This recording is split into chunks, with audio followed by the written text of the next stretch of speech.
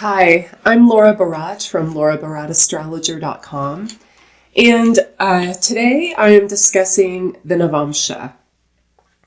I've done several videos on the Navamsha using the Jaimini techniques, and I broke them up into sections of different Jaimini techniques. So I'm not going to cover those areas of astrology again in this video because I already made those videos, and if you want to check those out, those are in my Jaimini astrology playlist. Okay, and that I go through the some of the techniques for Karaka, for finding the spouse from the Navamsha, for ascertaining whether someone is an alchemist, a sorcerer, a devotee, an ascetic from the Navamsha. So there's several different techniques that Jaimini uses with the Navamsha that I've covered already. So this one is going to, not going to cover those areas. And if you want to know about that, please see my other videos on that. But I will say that I will mention one other Jaimini technique in this video. But mainly, I'm just going to talk about what the Navamsha means and some of the deities or the essences of the Navamsha, and the major Karaka of the Navamsha, and the important house from the Navamsha. So this is the Navamsha is considered to be just as important as the birth chart. It is the D9 harmonic. It is the derivative of the ninth house. It's a closer look onto the ninth house. And the ninth house has to do with dharma, or purposeful action, inspired action, action that gives us a feeling of purpose in our lives. And it's supposed to be the most auspicious house, okay? It rules religion, philosophy, spirituality, your spiritual path, your higher knowledge and higher education. And this has to do with not really based in skills, but theoretical science or philosophy, okay? It has to do with culture. The ninth house rules culture. The ninth house rules myths and legends. And that is a kind of an expression of a people, a higher expression of a people, the myths, the legends, the fairy tales that they have and that they carry in their culture. And so the Navamsha is a magnifying glass on that. Now, Parashara indicates that the Navamsha means wives. And but that is a very limited interpretation of it. That's the only word he gives for it. So the Navamsha indicates marriage. It does indicate that, but it doesn't indicate marriage in the sense of a relationship between two people. Because you can have a long-term relationship or many long-term relationships and never get married.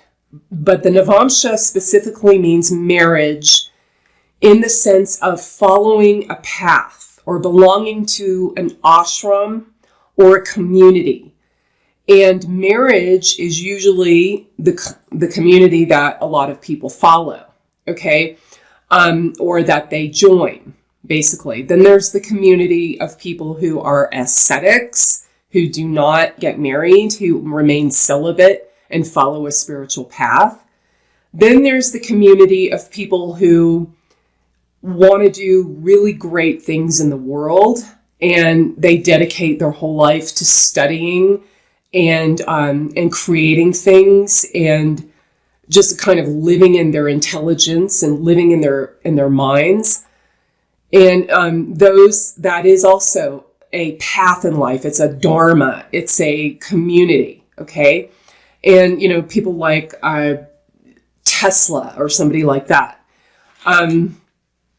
But then you also have, in the modern Western world, you have community of people who remain single their whole life and just want to have relationships and, chase relationships and sex and all of those things and remain single and just enjoy the single life. That's also a community of people.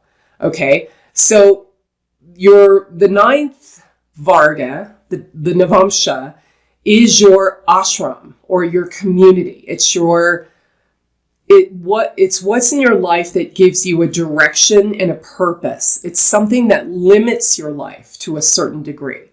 So if you're a married person, a lot of your actions and most of your life is tied up with the person that you're married to. And so if you are an ascetic, a lot of your life is tied up and limited by the ashram you belong to, the monastery, the spiritual path, whatever, right? If you're just somebody that wants to enjoy your life and get into relationships as you feel like it, that's also a community of path, and that limits your life to a certain extent as well. Okay, so it's very much, the ninth house is a limiting, a narrowing influence. And that's why it's considered to be how happy you are, how satisfied you are walking down your path of life. The Rashi chart or the birth chart is the actual path you walk. And within that birth chart, the first house cusp or the ascendant and the seventh house cusp, the descendant, is the path of the physical body. The axis of Rahu and Ketu is the axis of the mind or the psychology, the emotional body. So you have two different paths in the Rashi chart. How happy, how satisfied, how purposeful you feel on those paths is seen in the Navamsha. Okay? So 1 and 9 are the true, pure numbers. Number 1 is the beginning. Number 9 is the end. After that, it's just a repetition again of 1 through 9. And that's why the 9 is considered such a powerful, esoteric number. Okay? It's the end of the path. The 9 in the suits is the end of that suit. Number 10 is the entire encompassing of that suit, and then you move into the face cards, which are combinations of numbers in the suit. But 9 is recognized as a number that carries a lot of power, and it's also the end of the path. The ninth house, again, is the limiting path, the path that you choose to walk that gives your life some purpose. And so the Rashi chart, the birth chart, and the Navamsha are linked to each other. One is the beginning, one is the end. Now, a lot of astrologers will say that the ninth Varga, the Navamsha, indicates how your life becomes as you get older. I don't ascribe to that. That's not something I would agree with. Okay. I actually use the D60 for that, or the Shashtiamsha for that. The Navamsha is always working. It's always present in your life. And, it's it's the Dharma, it's the purpose that is driving your life, making you, happier or making you more miserable, as the case may be. Okay. So, you'll notice people that have very harmed Navamshas, they lack a purpose in life.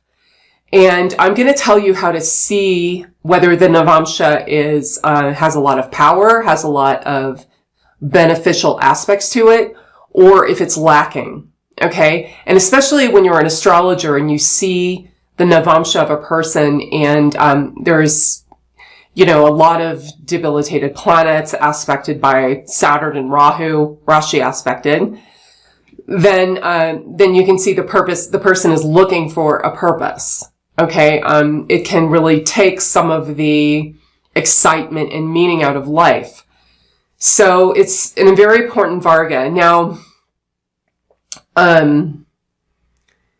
the most important planet in the Navamsha is Venus. And of course, Venus rules marriage, so that's kind of obvious. Venus is also the choices we make when, the choices that we make and what we desire very much determines what path we're on. Okay? And that is, when we make a choice, what we believe will happen or occur from that choice is not always what we think it's going to be. So Venus is the planet of compromise, and it rules the water element, the comforting element. So we can kind of roll with the changes. Water is very adaptive. So we can adapt to some of the things that happen to us as a result of our choices. So Venus becomes the most important planet in this Varga. If Venus is well disposed in this Varga, it's probably the place where you want Venus to be in good dignity or aspected by manifestors the most. Okay? If Venus is good in this Varga, you're going a long way to boost the purpose in your life. Even if Venus is harmed in the Rashi chart and other Varga charts. So a good Venus here is beneficial to giving the person a sense of purpose, even though they may have made bad choices, depending on the indications of Venus in the birth chart or the planetary state of Venus in the birth chart. They may have made bad choices, but they recognize that this is giving them the life that they can find purpose in. They believe that I'm supposed to be doing this. I'm supposed to be here. I'm supposed to be experiencing these things, these results of my choices, the consequences of my choices, and I'm learning from it. I'm gaining a valuable life lesson, and I'm growing from it. Okay? So that's one aspect of it. Then,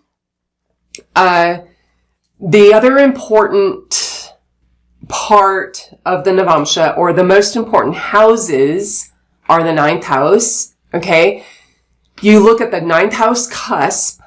Okay, so you determine the cusp in the Rashi chart, and then you find its Navamsha based on its degree in the Rashi chart. Okay? You don't look at the ninth from the ascendant.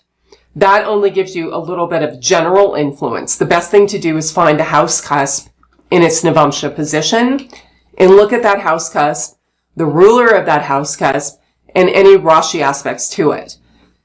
When that also determines how happy you are with the Dharma that you are living, with the path you've chosen to follow, with where you are in life. If you are really in a place where you don't feel like you have any direction, you don't know where you're going, you have no sense of the future, you have no inspiration to do something, and you're just kind of lost, you may be in a period of a planet that is in not very good dignity in the Navamsha, or being Rashi aspected by Saturn and Rahu. That's how you can tell if that takes away some of the purpose in a person's life, or makes them feel like they're not on the right path. Okay? So you look at Venus for that, the ninth house cusp, and the ninth from Venus. All right? And now to determine you look at the dignity of these things, of the planets, but you also look to see if Saturn and Rahu are Rashi aspecting, or if Jupiter and Mercury and the Lord of the sign is Rashi aspecting. Jupiter, Mercury, and the Lord of a sign are manifestors. They make things happen. They make things come into fruition in the phenomenal world. Saturn and Rahu separate you from things. Okay? They're separating planets. And usually when they separate you, it doesn't mean that all is lost. It just means that when you get older, you really start to come into your own. These are planets that delay things until you get older. So, and you're going to find most people that are interested in astrology or any other type of esoteric science will have some affliction to their Navamsha, or Venus in the Navamsha, the ninth cusp in the Navamsha, or the ninth lord in the Navamsha, because they're looking for a purpose. These sciences are designed to help human beings find their Dharma. Okay, the path of Dharma is the most superior path. And that's another video. But those are the things that you look for. Okay, those are Jaimini techniques. That is what they call Jaimini's second source of strength. Okay, Jupiter, Mercury, the Lord of the sign, those are manifestors. Saturn and Rahu are separators. Looking at the Diptati Avasta, or in other words, the dignity, and that's the combined dignity of natural and temporary, that also is extremely important as well. Okay, for the planet. Now, the other house cusp that's important is the third. And the third is important because the third house has to do with our knowledge, information, and experiences and adversities in life. And many times we will have a lot of adversities in life, and that prompts us to look for a purpose, to look for what our purpose is. And if we have something that we are devoted to, a path that we're devoted to, no matter what it is, that helps us push through those adversities. It can give us kind of some armor to push through those adversities. Okay? So the third house cusp, the third house lord, also becomes very important in the Navamsha, to see how well the person gets along with their associates. Even if you're in an ashram or some type of spiritual community, if you've ever been in one of those places, you know that it's not all unicorns and rainbows. You get in just as many difficult situations as you do in the regular world. It's really very much about compromising, which is also an aspect of Venus, and getting along with people, not causing a lot of problems, not getting irritated by small things. That's the third house. Okay. And that also allows you to follow your purpose more easily when you have a good third house. It doesn't mean that if that's in bad shape in the Navamsha, that you can't follow the path of Dharma. It just means that it makes it a little more difficult. Okay? You have to fight for it. That's another thing in the third house, is fighting for something. Now, then, okay, this is a really interesting one. So the deities of the Navamsha. I talk about the deities of the other Vargas when I did some of my other Varga videos. And these are, well, the three deities of the Navamsha are demons, gods, and humans. Okay? And you don't look at it as demons are bad, gods are good, and humans are in the middle. That's a very simplistic, false way to look at it. Okay. It's actually the humans have the easiest path, to believe it or not. And so you analyze your planets to see if they're in the realm of the Devas, or the realm of the gods, the realm of the humans, or Nri. They're called Nri, N-R-I, or the realm of the Rakshasas, or demons. Okay, and so what does that mean? The Devas are actually people who, or the planetary energy has come from a very high plane, and it does not feel right on Earth. It suffers quite a bit on Earth. Earth life is too harsh. You have to pay too much attention to it. You have to put too much effort into something. Things take too long to manifest. All of those things associate with the Earth. You'll find people who have a lot of planets in Deva Navamshas, it really just hurts them to be on planet Earth. They don't really, fit in here very well. And if you have people who have planets who are in, bad Deities, they're not in good dignity, and they're being aspected by separating factors, those people, they feel like they don't belong on Earth, and they're lazy kind of. They just don't really want to do anything. They don't want to make any effort because it just hurts them too much.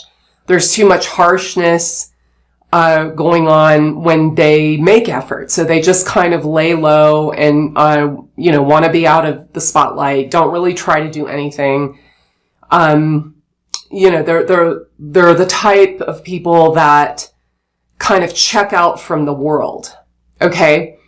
Then you have those who have a lot of planets in Deva Navamshas, or not Nakshatras, Navamshas, who,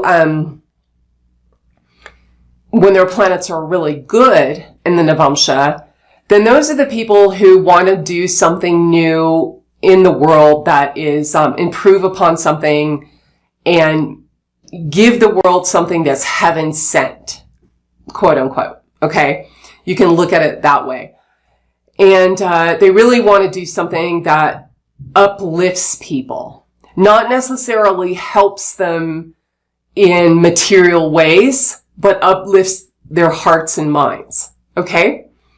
Then the Rakshasas, or the demons, are, they also can grow up under a religion and a culture, just like the Devas, and not feel right about it. They don't feel like they fit in, but they are here to shake things up and destroy cultures, customs, traditions that seem ridiculous or seem useless or just aren't working anymore. And, because those things are supposed to change.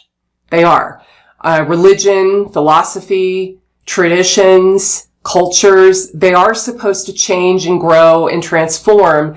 And the Rakshasas, or the demons, the demon Navamshas, are here to do that. It's not that they're lower or,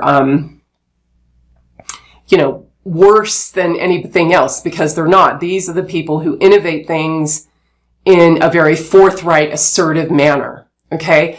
And I just wanted to mention too, another thing about the Devas. If you see someone who has a lot of planet in Deva Navamshas, and, they are, usually they were cursed by the gods. They did something that offended the gods in the astral world. And they were cursed to come here and take birth, in a human body. And, usually that happens, they'll send, the gods don't like being on Earth. They just don't like it. And, it's a punishment for them. So that's really interesting to look at in the Navamsha. And then you have, the humans, or Nri. And humans are the ones that are here to sustain and innovate and develop. They feel right here. They feel good here. Those planets that are in the human Navamshas work and do very well here. They're actually the happiest ones. They're the ones that, get through and follow their dharma in a way that is supported by the earthly plane. Okay. There are people who get a lot done here, so that is the Devas, the gods of the Navamsha. And I'm just going to tell you how you can find that in case you don't have software.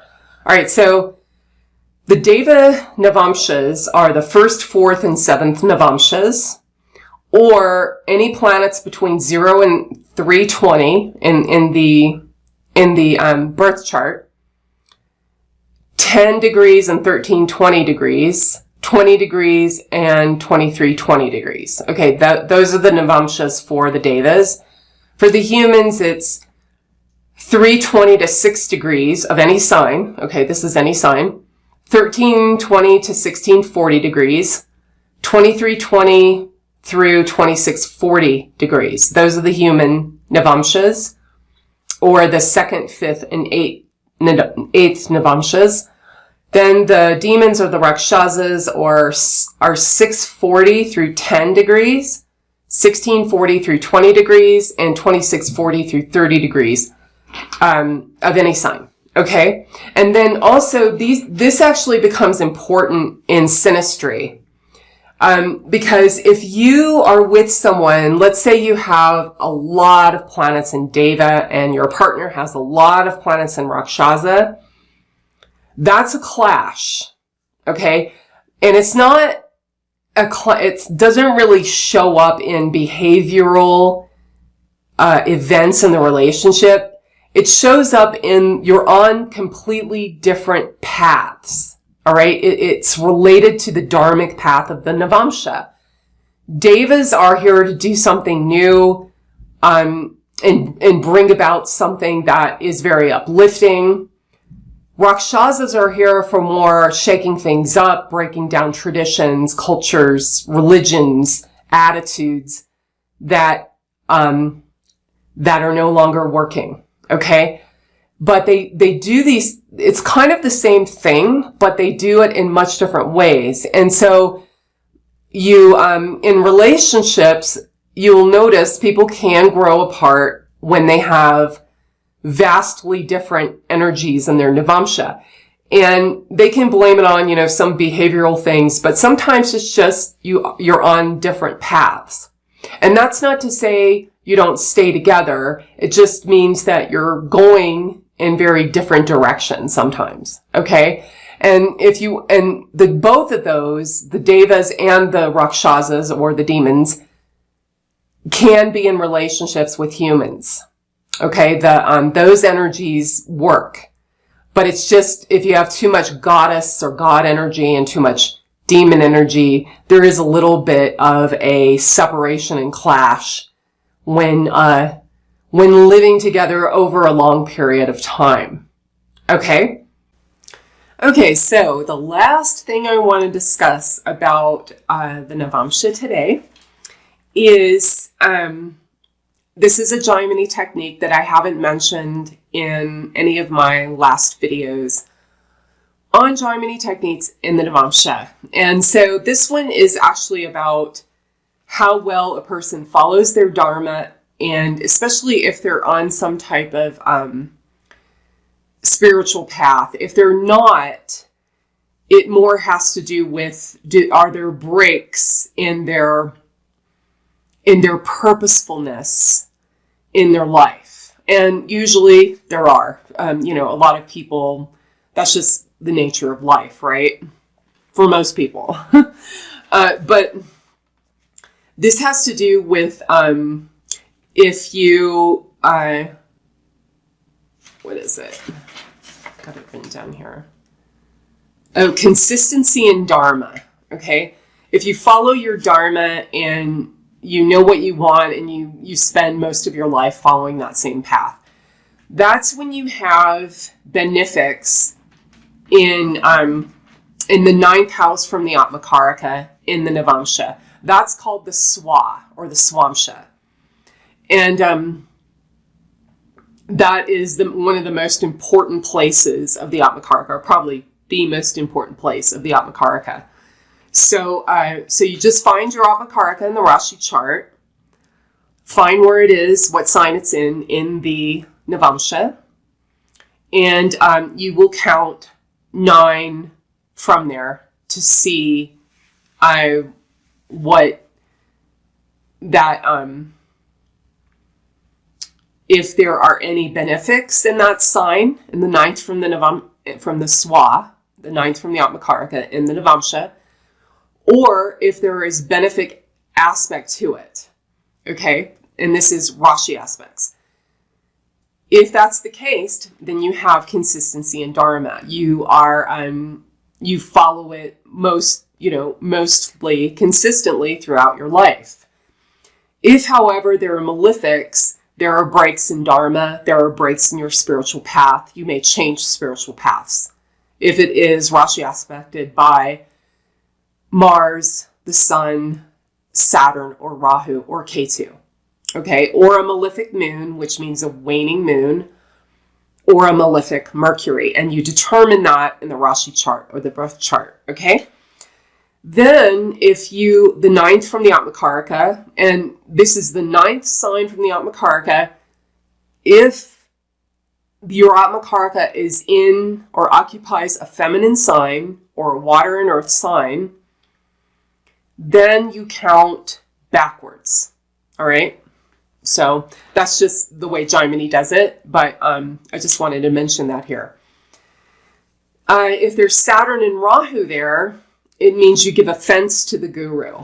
Okay, so that means you just, piss off your spiritual mentor at some point, right? And they may even kick you out, or I don't know, something really negative happens with your spiritual teacher. And it's because you really are not that committed to it, because Saturn and Rahu, again, like I said, are separating factors. And you're not really going to get that committed to something until later in life, okay? Especially after Rahu maturation, which is age 42 and above. If you have Sun and Jupiter in the ninth from the Guru, in the ninth from the Atmakaraka, in the Navamsha, then it says mistrust in the Guru. So that means that the Guru did something that causes you to lose trust in him. And it's the Sun and Jupiter there. I don't know why he uses the Sun and Jupiter. All I can think is the Sun is a very personal planet. The Sun is the connection to your higher self. So, and both of those planets are your own creative initiative. So, I don't know, maybe, it has to do with feeling more independent, that you have your own very strong ideas about what Dharma should be, and what their teaching is at odds with it. So that's just my explanation. But for whatever reason, that's what he says. If you have Saturn or Sun and Jupiter in the ninth from the Atmakaraka, or Rashi aspecting the ninth from the Atmakaraka. And, you hear a lot, like you'll hear in these spiritual communities, quote unquote, that a lot of times whoever's leading it will start having affairs with the women, and then they become disillusioned. I've heard that, definitely more than once. So that could be an instance or an example of that. Okay. So that is all that I wanted to talk about today with the Navamsha. This is kind of a long video, longer than I expected it to be. But that's what I wanted to talk about. And again, if you want to check out the other videos about the Navamsha and some of the Jaimini techniques, I'll put those down in the description. All right, so thank you for watching, and I will see you soon.